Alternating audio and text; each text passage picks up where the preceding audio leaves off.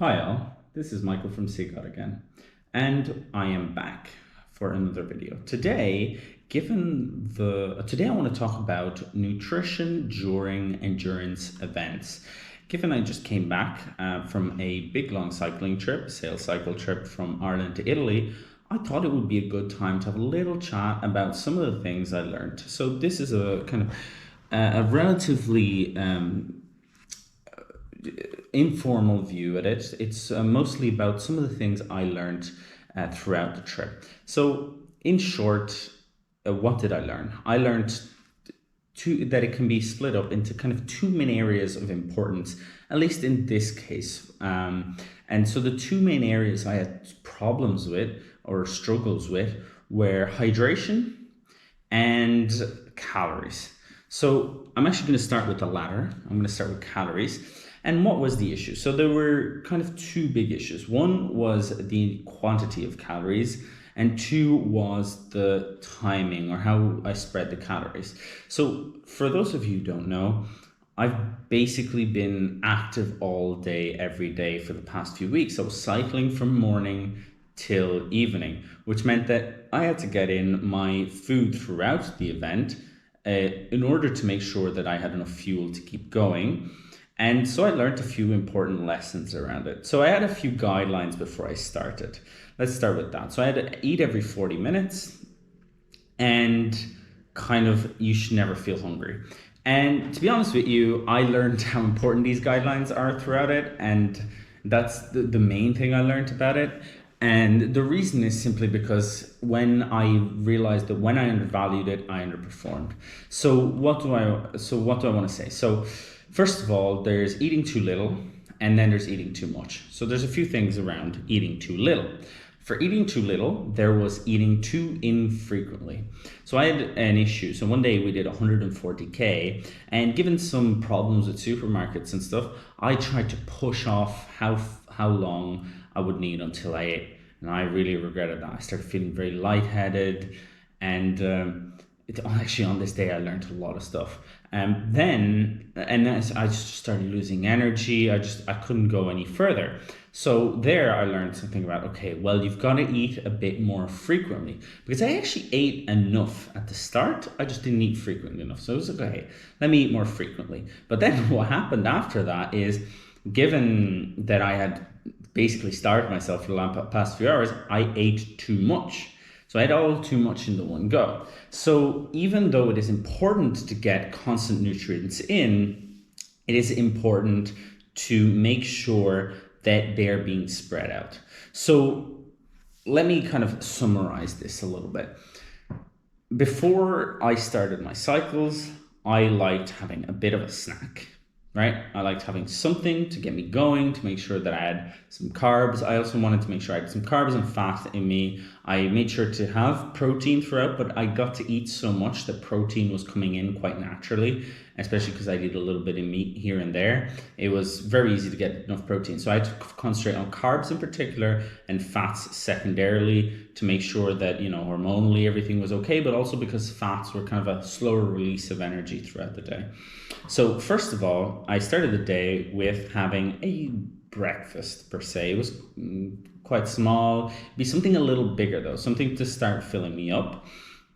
Then, as the day went on, so as I cycled, I tried to eat quite frequently. Remind myself to eat every 40 minutes or so, as I said, and very, very little things. At the end of the day, I had a few sweets. I had some nuts. I maybe had something else, something very carby though in general. Even though some nuts and stuff like that was a bit more fatty was quite useful. But something with a fair amount of carbs helped keep my blood sugar level high, as I had issues with lightheadedness and stuff. Then every 25K, which that's probably not the best way to go about it, but it's what I did and it's what ended up working for me. We would have a slightly bigger, so a small sandwich, something a little bit bigger. Because keep in mind, we were going for a long time. We were going quite slowly. So 25K weren't as frequent as you might think. But the idea is basically every, 2 hours or so, 2.5 hours, we'd have something a bit bigger. like a little sandwich or something. I made the mistake of having too big a sandwich, and then I felt all the energy drain from my legs, and that wasn't particularly useful. I also had the mistake of having too little a sandwich, and then I just could feel my blood sugar crashing way too quickly. So um, it was important to kind of learn myself. And so I think the only way to really truly understand it is to learn about how you personally work, but it's learn what is the appropriate size snack. And then also, so these are kind of the more structured ones. But what I did throughout the day, especially if we were going through something a bit harder, through a bit of a harder section, is I would actually mix in some very sugary snacks, which for anyone that knows me knows that that is really weird because I very rarely eat anything remotely sugary, never mind straight up sweets and biscuits and stuff like that. And the reason was because even though I had my snacks, there were some more effortful and some less effortful points. And so sometimes I could feel my blood sugar dropping a little bit. And you know what that feels like. You can be a little lightheaded, or you can just feel kind of weak.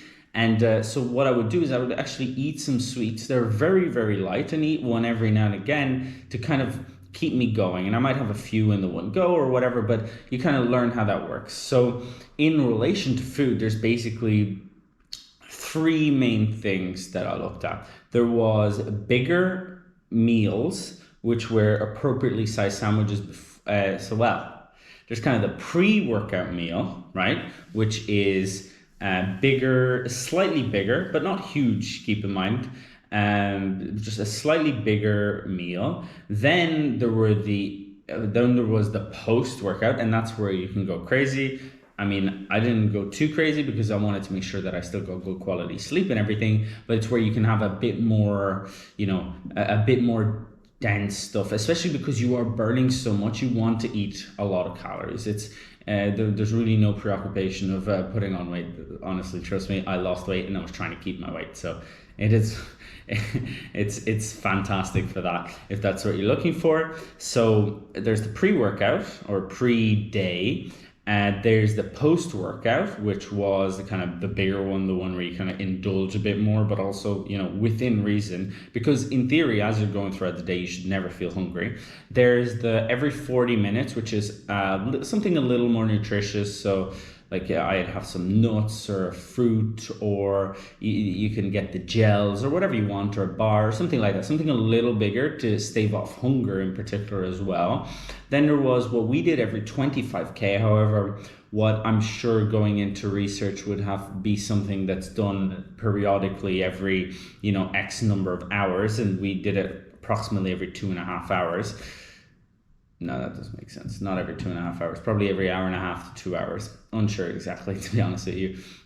Because it depended on the day. I think it was a bad metric. I think it should be based on time and not based on distance. And that's a mistake we can learn from. And then you kind of have the continuous top up, which I found quite useful, especially on harder days or days where I could feel the effects building up. Just keeping top up, having a little bit of sugar, honestly, to kind of keep the energies high. So that's kind of one side of things. And then the other side of things is hydration. So I've previously done an event like this, and hydration, it's really quite simple. There's two sides to it. There's water. So always make sure you have topped up water and you quite regularly drink. And similarly to food, kind of sip rather than have huge amounts, because you don't want to fill your belly up, and you also want to make sure you pee regularly. An interesting thing. Honestly, the other side of things on the back end, if you know what I mean, wasn't a huge issue, especially because you're using so much energy. If you do it once a day or whatever when you're stocked, you're absolutely fine. But peeing is something you wanted to make sure you even tried to get out of the way, just in case you didn't want it to keep you bloated and potentially pull energy away. But so there was intake of actual water. And this in general is quite good, especially if you're keeping your food well. But in particular, on days where you sweat a lot, taking in some sort of electrolyte hydration tablet, something like that, something with like magnesium, potassium, and whatever the other, I can't remember off the top of my head, whatever the other components of electrolyte type tablets are. and they are quite important because on the days, so I had 1 or 2 days where there was a mishap where we didn't have any electrolytes, and unfortunately they happened to fall on some of our warmest and hardest days. And so the problem that arises there is you can drink as much as you want, but your body doesn't hold on to it for a variety of reasons. One, you're sweating so profusely, it just leaks right out. And because you don't have salts trying to keep it in, because at the end of the day, electrolytes are in part salt, trying to keep it in, it just comes right back out, and you actually you can drink and still keep getting more and more and more thirsty, which is very interesting. So I learned a very valuable lesson. And in regards to how much, honestly, I did 1 to 2 a day in general at some point throughout the day. If you're doing very intense stuff, you might want to first of all pick it well, and then make sure that you have one on hand as well. But on more difficult days, you might end up taking 2 or 3. Depends on how long the day is and how much you sweat and everything, because you do start to feel it. So, for example, the reaction I had was I would drink water and I didn't want it. I just wanted to spit it out. I didn't want it.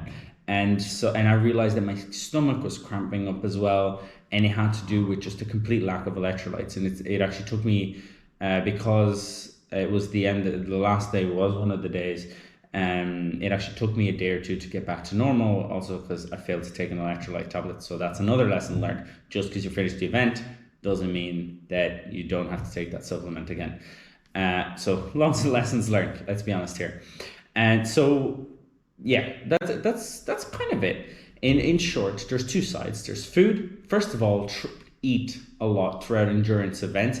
It's not a problem to eat. It's just a matter of managing your food properly. You want to never be hungry, eat regularly, and never be completely full either. You just want to be satisfied always, but like a very feeling of being very light. And so snacking a lot is actually your best friend. And trying to also make sure you get in caloric stuff as well, like a fruit, like a banana or something, or some sweets can actually be really, really good. And you want to focus on getting in carbohydrates, especially if you're having particularly low moments in your blood sugar. And you also want to have some fats as well, because they give more energy to you. I mean, I'm saying you want, these are the lessons I got out of it, right? So that's what I learned about it. And then there's the hydration side, which is, yes, drink enough water, but also make sure you are absorbing that water. And something like a hydration tablet or something like a electrolyte tablet can be extremely useful for that. That's the main lessons I learned. If any do come up, I will talk about them in the future. But thank you very much for listening, and I will see you next time.